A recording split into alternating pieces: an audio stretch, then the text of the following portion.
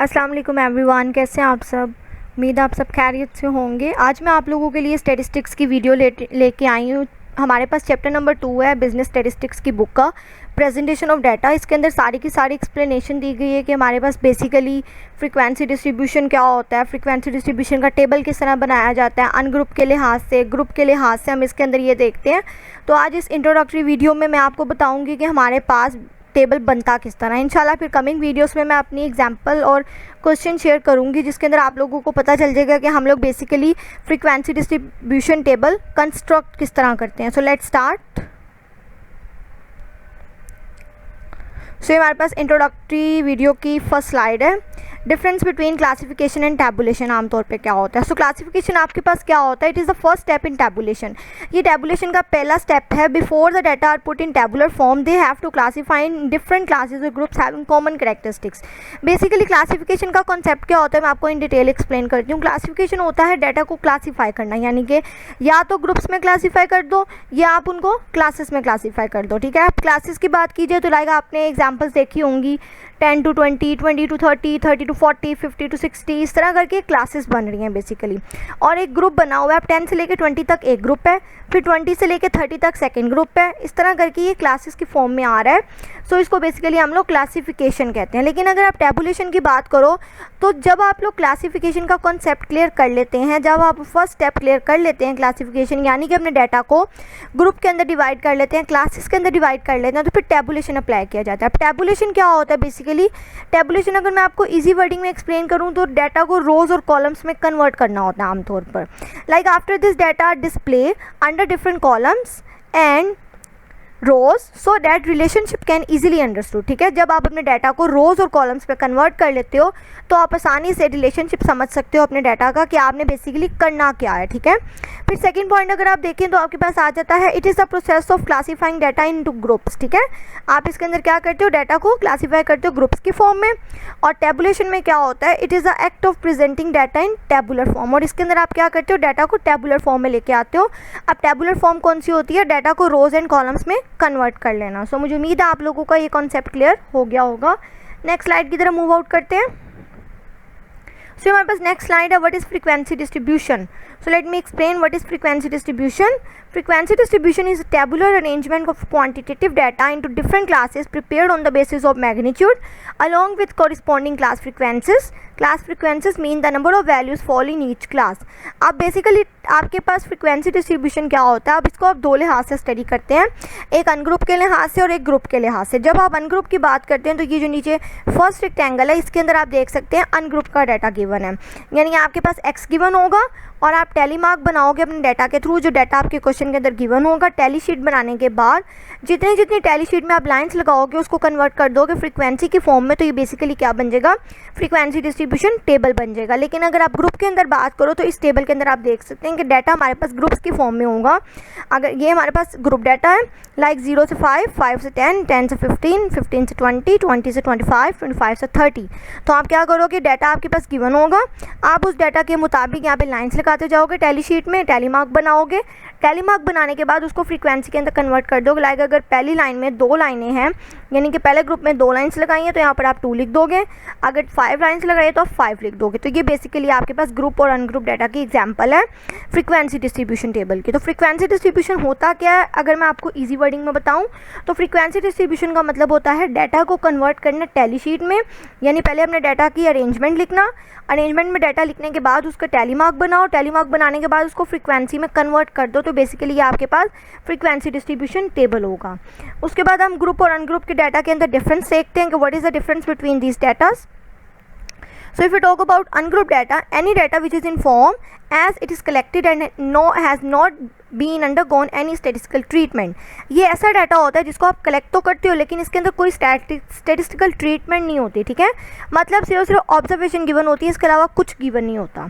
जबकि group data क्या होता है, data that has been organise in form of groups and classes. ठीक है, ये वो डाटा होता है जो आपके पास क्लासेस और ग्रुप्स की फॉर्म में ऑलरेडी अवेलेबल होता है।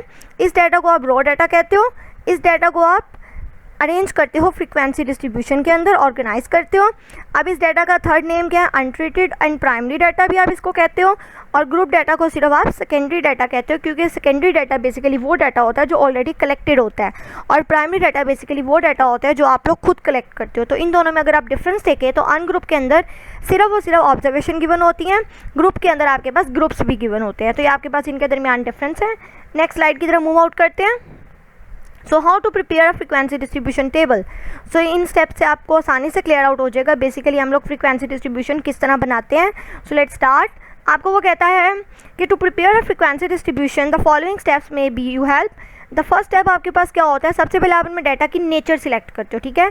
मतलब आप ये देखते हो कि आपका डाटा डिस्क्रीट है या कंटिन्यूस है, ठीक है। फिर उसके बाद आप क्या करते हो, रेंज फाइंड करते हो अपने डाटा की। अब रेंज कैसे फाइंड होती है, आपके डाटा के अंदर जो सबसे बड़ी वैल्यू उसको माइनस कर देते हो सबसे छोटी वैल्यू से, तो रेंज निकल आती है, ठीक है। Find the range by taking the difference of largest and smallest value of the given data.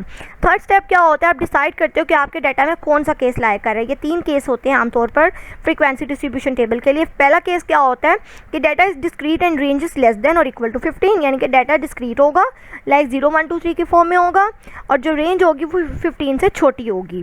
Case 2 data discrete ही होगा लेकिन जो रेंज होगी वो 15 से ज़्यादा होगी। केस 3 डाटा कंटिन्यूस होगा और रेंज कुछ भी हो सकती है, रेंज डिपेंड नहीं करती कि वो 15 से छोटी हो या बड़ी हो, वो कुछ भी हो सकती है। क्लियर। सो ये हमारे पास पहले स्टेप्स में आ जाता है। उसके बाद आगे मूव आउट करते हैं। सो इस स्लाइड में आप लोग देख सकते हैं कि हम लोग क्लासेस को डिज़ाइन किस तरह करते हैं आमतौर पर। सो ये आपके पास आ जाता है designing of classes. Designing of classes में आपके पास आमतौर पर 6 पॉइंट्स आते हैं। पहला पॉइंट क्या होता है, स्टार्टिंग पॉइंट, यानी कि आपने अपना डाटा अपनी जो क्लासेस बनानी है वो शुरू कहाँ से करनी है। लाइक अगर आप लोग डिस्क्रीट की बात करो तो हम लोग 0 से अपनी फ्रीक्वेंसी अपनी क्लासेस बनाना शुरू करते हैं, यानी 0 1 2 3 4 जहाँ तक भी आप जा रहे हैं। अगर हम लोग कंटिन्यूस की बात करें तो वो डिपेंड करता है हमारे डाटा के ऊपर कि हमारी सबसे स्मॉलेस्ट वैल्यू के डाटा के अंदर आ रही है, उसके मुताबिक आप डिसाइड करते हो कि आपका स्टार्टिंग पॉइंट क्या है। सेकंड पॉइंट आ जाता है decide approximate design number of classes, यानी कि आप देखते हैं कि आपने क्लासेस किस तरह बनानी है। अब क्लासेस बनाने के 2 तरीके होते हैं आमतौर पर, या तो आप क्लासेस अरेंज करो if the number of values given in the data is small then should take any no close to 5। अब इसका क्या मतलब है, आपने अपनी क्लासेस के दरमियान या तो 5 पॉइंट का डिफरेंस देना है या 10 का डिफरेंस दे दें। मिनिमम डिफरेंस आप 15 तक दे सकते हैं, इससे ज़्यादा डिफरेंस आप नहीं दे सकते। मतलब अगर आप 15 तक भी डिफरेंस दे रहे हैं अपनी क्लासेस के दरमियान तो इट्स इनफ, ठीक है। थर्ड पॉइंट आ जाता है आपके पास decide desired size of class, यानी कि आपने अपनी क्लास का साइज़ चेक करना है कि आपका क्लास साइज़ क्या है। सो ये कैसे चेक होता है, जब आप रेंज फाइंड करते हैं तो जो रेंज आती है आप उसको डिवाइड कर देते हो क्लास साइज़ से, यानी कि नॉर्मली आप लोग क्लास साइज़ 10 चूज़ करते हो या 9 चूज़ करते हो, ठीक है। तो 9 चूज़ करने के बाद ऑब्वियसली ये 10 बन जाता है, 9.67 है तो आप इसको 10 राउंड ऑफ करके बना देते हो। तो आमतौर पर नॉर्मली जो हमारे पास क्लासेस का डिज़ाइन होता है, यानी क्लासेस के दरमियान जो डिफरेंस होता है या तो वो 10 का होता है या 5 का होता है नॉर्मली जो हम लेते हैं। फिर आप क्या करते हो, प्रिपेयर करते हो टैली शीट को कि टैली शीट आप किस तरह बनाओगे, और उसके बाद लास्ट वन आप क्या कर देते हो, फाइनल टेबल प्रिपेयर कर देते हो। तो ये हमारे पास डिज़ाइनिंग ऑफ क्लासेस के कुछ कॉन्सेप्ट थे जो आप लोगों के साथ मैंने शेयर किए। अब अगली स्लाइड में मैं आप लोगों को अगला कॉन्सेप्ट बताती हूँ कि decide the design of classes किस तरह हम लोग करते हैं। अब हम 2 लिहाज से डिज़ाइन कर सकते हैं अपनी क्लासेस को। फर्स्ट वन हमारे पास आ जाती है classes by single value and second one classes bye multiple value. Classes by single value का क्या मतलब होता है, in this design of classes every decided class is always express by single numerical value, यानी कि इसके अंदर हमेशा जो वैल्यू होती है वो सिंगल होती है। लाइक अगर हम लोग डिस्क्रीट की बात करें 0 1 2 3 4 लाइक दैट, ठीक है। अगर आप मल्टीपल की बात करो तो इसके अंदर जो आपकी क्लासेस होती हैं वो मल्टीपल होती हैं, यानी कि स्मॉलेस्ट से लेके लार्जेस्ट की तरफ मूव आउट करते हैं, like 10 to 20, 20 to 30, 40 to 50, 60 to 70 इस तरह करके, ठीक है। फिर अगर आप बात करो इसके अंदर तो आ जाता है the classes in this design and usually denoted by variable symbolic notations like XYZ, ठीक है। इसको आप XYZ से डिनोट कर सकते हो। फिर इसके अंदर नॉर्मली जो होता है क्लासेस बाय सिंगल वैल्यू में केस 1 ही यूज़ होता है, इसके अंदर जो रेंज होती है हमेशा लेस देन 15 होती है, इससे ज़्यादा नहीं होती। और अगर आप मल्टीपल वैल्यू में देखो तो इसके अंदर 2 केसेस आते हैं आमतौर पर, एक आता है इंक्लूसिव और एक आता है एक्सक्लूसिव।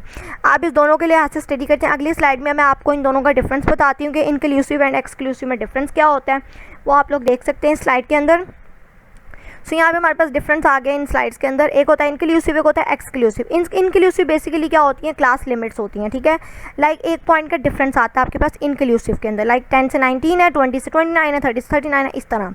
लेकिन अगर आप एक्सक्लूसिव की बात करें तो एक्सक्लूसिव के अंदर डिफरेंस नहीं आता है। आमतौर पर इसको हम क्लास बाउंड्रीज कहते हैं, लाइक 10 to 20, 20 to 30, 30 to 40 इस तरह करके चलता है। तो इन दोनों में डिफरेंस याद रखिएगा। इंक्लूसिव को हम लोग क्लास लिमिट्स कहते हैं, एक्सक्लूसिव को हम लोग क्या कहते हैं, क्लास बाउंड्रीज कहते हैं। अगली स्लाइड की तरफ मूव आउट करती हूँ मैं, ताकि आप लोगों को अगला कॉन्सेप्ट क्लियर हो सके।